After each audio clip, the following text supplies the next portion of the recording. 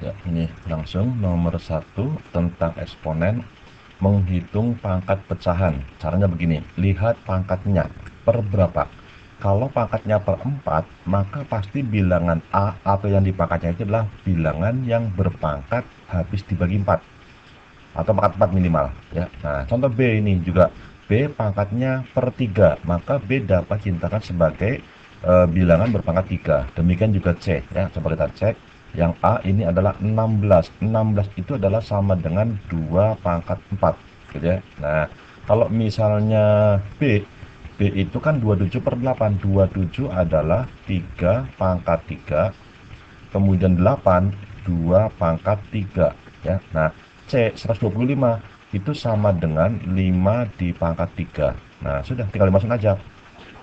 A pangkat 3 per 4. Langsung 2 pangkat 4 dipangkat lagi dengan 3 per 4 ya. Nah, ditambah lagi B-nya 3 pangkat 3 dibagi dengan 2 pangkat 3 dipangkat lagi dengan min 2 per 3. Nanti kalau minus bagaimana caranya menghitung nanti ada penjelasannya gitu ya. Nah, dibagi dengan C-nya 5 pangkat 3 dipangkat lagi dengan 2 per 3 gitu ya. Nah, ini masih dipangkat lagi dengan minus juga, nanti gampang ya. Nah, sekarang coba gimana caranya ngitung kalau ada pangkat dipangkat lagi. Ingat kembali di kelas 10 ada A pangkat M dikalikan, bukan dikalikan ya, dipangkat lagi dengan N. Ini jadi apa? A pangkat M kali N gitu ya. Sehingga apa? Ini 2 pangkat 4 dipangkat 3 per 4. Jadinya berapa? Ya pangkatnya dikalikan 4 kali 3 per 4. Jadi berapa? 3. Maka menjadi 2 pangkat 3 gitu ya. Nah, ditambah lagi ini 3 pangkat 3 dipangkat min 3 per 2 per 3. Jadinya berapa? Ya 3 pangkat min 2 gitu ya. Nah, ini pun sama. Pangkatnya dikalikan 2 pangkat 3 dipangkat min 2 per 3. Jadi apa? 2 pangkat min 2 gitu ya. Nah, nanti dibagi dengan berarti apa? 5 pangkat berapa ini? 2 betul ya. Nah, ini masih dipangkat dengan negatif. Nah, bagaimana caranya menghadapi kalau pangkatnya negatif? Caranya gini. Ingat kembali kelas 10 juga yang namanya ini. Jadi kalau A pangkat min N itu jadi apa sih? Seper kan? Nah, seper itu apa sih? Seper itu berarti dibalik. Kembalikan. Artinya apa, yang tadinya di bawah jadi di atas, atau di bawah. Ya, karena ini tadinya per 1. Nah, di atas ya. Jadi A pangkat minusnya harus di bawahnya 1 gitu ya. Nah, berarti kan ini 2 pangkat 3 tetap 2 pangkat 3 berapa? 8 ditambah 2 pangkat min 2 naikin ke atas jadi 4 per 3 pangkat min 2 taruh di bawah 9 ya, itu jadi 3 pangkat 2 ya, itu dibagi dengan 5 pangkat 2 25. Nah, ini masih ada pangkat yang negatif di sininya ya. Nah, jadi dia akan dibalik aja, 25 nya di atas. Nah, 8 dan 4 per 9 taruh di bawah. Ini ada 4 per 9. Nah, 8-nya saya bikin per 9. Jadi berapa?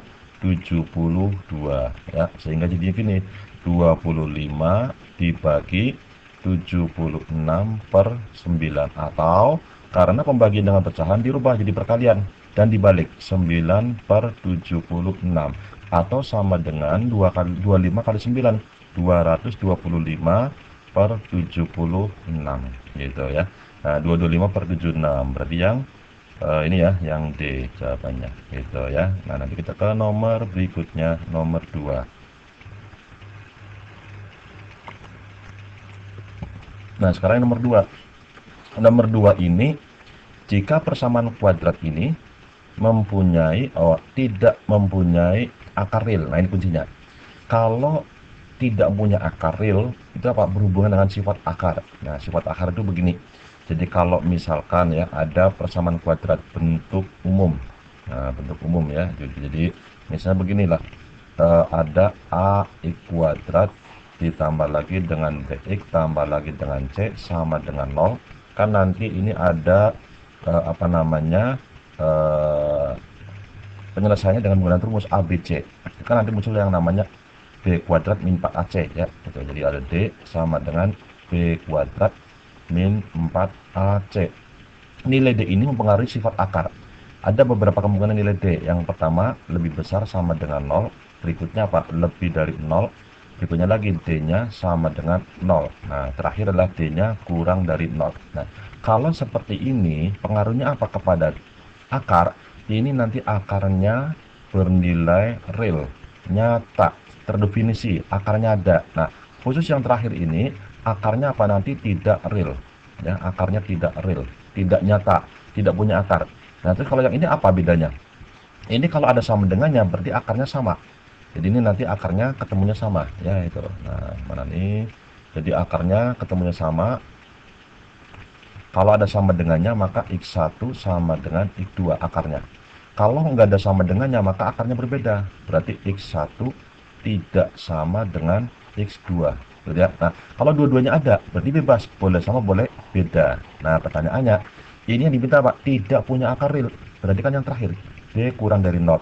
Langsung saja D-nya kurang dari 0. Nah, D itu apa? B kuadrat. Nah, ini A-nya adalah M, B-nya min kurung 3 plus M, C-nya adalah 4M. Nah, langsung B kuadrat, min di kuadrat hilang, jadi plus 1 ya gitu. Tinggal ininya aja, 3 plus M di kuadrat min 4 rumusnya, A-nya adalah M, C-nya adalah 4M. Ini harus kurang dari 0 ya. Nah, ini tinggal dijabarkan saja, sederhanakan, faktorkan. Gitu ya. Tapi ini kebetulan istimewa. Kenapa istimewa? Karena ini bentuk kuadrat dikurangi kuadrat. 4M di kuadrat. Nah, kalau bentuk kuadrat kurangi kuadrat kan ada cara memfaktorkan yang mudahnya. Nah, seperti apa sih? Nah, ini. Kalau ada bentuk ya bolehlah P kuadrat dikurangi Q kuadrat. Jadi apa ini? Menjadi P plus Q sama P min Q. Gitu ya. Nah, berarti apa? Ini kan kuadrat, anggap saja P-nya adalah 3 plus M dan Q-nya adalah 4M ya. Nah, difaktorkan jadinya seperti apa? Nah, ini aja. Kita lihat jadinya seperti ini.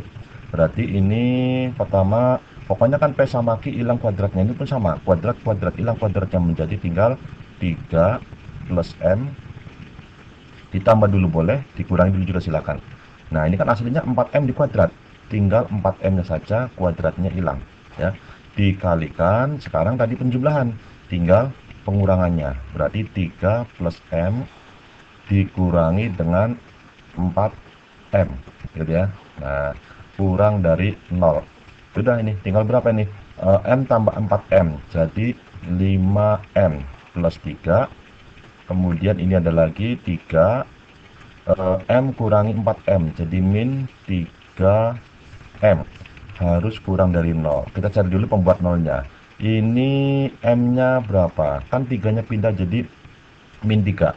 Kan dibayangkan ini sama dengan 0. Ya, kalau 5M itu min 3, maka M saja min 3 per 5. Nah, kalau di sini biar 0 M-nya berapa? Kan 3 kurangi 3 0. Maka ini harus bernilai 3, berarti 3 kali 1 ya. Nah, buat garis bilangannya ya. Nah, yang kecil taruh sebelah kiri. Min 3 per 5, sebelah kanannya adalah 1. Plus minusnya bagaimana? Ambil sebelah kanannya 1. Ada angka berapa? 2 boleh. Kalau 2 kan ini plus. Kalau 2 ini 3 kurangi 3 kali 2, 6. 3 kurangi 6 kan min. Min kali plus berarti min. Maka ini juga mesti plus, yang ininya min ya. Nah, kalau kurang yakin boleh ambil lagi bilangan yang di sini, bilangan di sini dimasukkan hasilnya min apa plus. Yang penting kamu tahu nilai plus minusnya aja, nggak harus pasnya berapa angkanya. Nah, pertanyaannya lagi, yang diminta apa ini? Kurang dari 0. Kurang dari 0 apa? Berarti negatif. Maka daerahnya di sini. Sebelah kiri, sebelah kanan. Nah, kalau terpisah begini maka penghubungnya ada kata atau. Jadi nggak mungkin ini, nggak mungkin ini kan. Ini M-nya kan sebelah kirinya min 3 per 5. Berarti apa? Kurang dari min 3 per 5. Nah, ini. Hati-hati. A sama B. Ini angkanya mirip sekali. Gitu ya. Nggak bisa menjebak. Jadi ini. Ya. Jawabannya A. Jadi kurang dari min 3 per 5. Atau pisah lebih dari 1. Ya. Gitu. Itu yang nomor 2 ya. Nah, sekarang yang nomor 3. Misalkan alfa beta adalah akar persamaan kuadrat. Persamaan kuadrat baru yang akar-akarnya seperti ini adalah yang mana? Nah, kalau ada akar ada persamaan kuadrat itu arahnya ke sini. Jadi akar persamaan kuadrat hanya ada tertentu. Jadi ini tentang operasi aljabar ya. Jadi kalau ada A x kuadrat ditambah lagi dengan bx ditambah lagi dengan c sama dengan 0. Nah, akarnya x1 x2. Kamu bisa menghitung x1 tambah x2 dan kamu juga bisa menghitung x1 kali x2 tanpa harus tahu x1 x2 nya berapa ya. Ada rumusnya, ini apa? Min b per a. Ini rumus biasa ya, di sekolah juga diajarkan min per a ya. Contoh, persamaan kuadrat ini akarnya alfa dan beta, a nya 2, b nya min 1, c nya min 5. Akarnya alfa beta, jadi kamu bisa menghitung alfa plus beta ini apa? Min b per a. B-nya berapa? Min 1. Min B jadi 1. Per A-nya adalah 2. Kemudian juga bisa menghitung alfa, bukan ditambah ya, dikalikan. Alfa kali beta. Nah, alfa kali beta. Waduh, ini bukan alfa lagi. Coba. Nah, ini jadi beta. Ya. Rumus apa? C per A. C-nya berapa? Min 5. A-nya adalah 2. Nah, sekarang ini kita misalkan ini adalah x1-nya dan ini adalah x2-nya. Nah, akarnya yang ini x1 ini x2. Persamaannya yang mana? Ya cari dulu aja jumlah dan perkalian. Pokoknya kalau ada akar ada persamaan kuadrat ya dijumlah sama dikalikan, itu aja ya. Gitu. Nah, kita hitung dulu. X1 ditambah dengan x2. X1-nya tadi 2 alfa ditambah 1 plus X2-nya 2 beta plus 1. Nah, kita bisa menghitung ini kan 1 tambah 1, 2. Gitu ya. Nah, kemudian 2 alfa ditambah 2 beta. Kan 2-nya bisa dikeluarkan, sehingga muncul alfa plus beta. Dan kita harus mengarahkan kepada penjumlahan dan perkalian. Mesti bisa, gitu ya. Nah, coba. Alfa tambah beta berapa? Setengah kan? Setengah kali 2. Jadi 1. Berarti hasil penjumlahan kurung tambah kurung ini apa? Ya 1 tambah 2 berarti 3 gitu ya. Nah, berikutnya Pak, kita hitung perkaliannya x1 kali x2 ya gitu. Ya, sekarang perkaliannya x1 nya apa? X1 nya adalah 2 alfa plus 1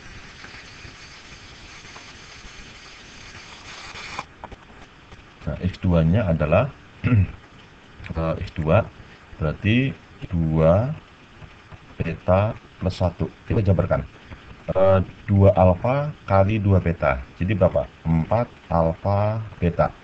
2 alfa ditambah 2 beta seperti tadi kan, 2 nya dikeluarkan, 2 tinggal apa? Alfa plus beta ya. Nah kan ini 2 alfa tambah 2 beta. Nah tinggal kalau satu lagi, 1 kali 1 1 gitu ya. Nah coba langsung 4 kali alfa kali betanya berapa? Min 5 per 2. Berarti kan plus kali min. Min 4 bagi 2.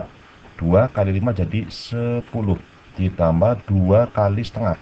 1 tambah 1. Jadi berapa? Min 10 tambah 1. Jadi min 8.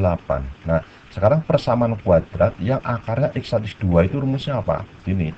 X kuadrat dikurangi dengan x1 plus x2 dikali x ditambah lagi dengan x1 kali x2 ini sama dengan 0 ya. Coba tinggal masuk aja x kuadrat min x1 tambah 2 sudah dengan ini 3 kali x ya. Nah terus x1 kali 2 min 8. Nah sudah sama dengan 0. Sudah ketemu jawabannya yang mana? Jadi yang ya gitu ya. Nah, nanti ketemu lagi di nomor berikutnya.